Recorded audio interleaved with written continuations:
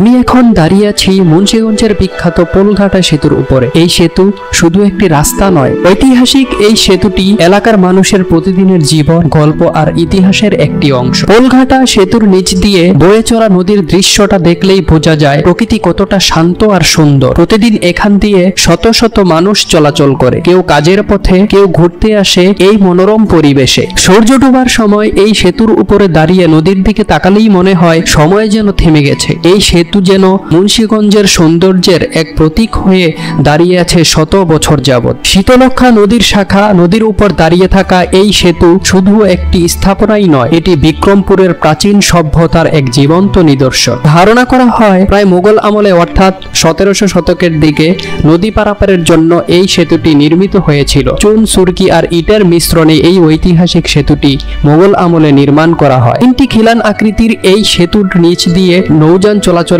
উপযোগী করে বানানো হয়। সে সময় এটি ছিল পানামনগর থেকে বিক্রমপুরের প্রধান বাণিজ্য পথের সংযোগ সেতু। ব্যবসায়ীরা ঘোড়া আর পালকি নিয়ে এই পথে চলাচল করতেন। ইতিহাসবিদদের মতে পোলঘাটা সেতু শুধুমাত্র যাতায়াতের মাধ্যম ছিল না, বরং বিক্রমপুরের নগরের প্রতিরক্ষা ব্যবস্থার অংশ হিসেবেও ব্যবহৃত হতো। সেতুর নিচের জলপথ ছিল নগরের প্রাচীর বেষ্টিত খাল।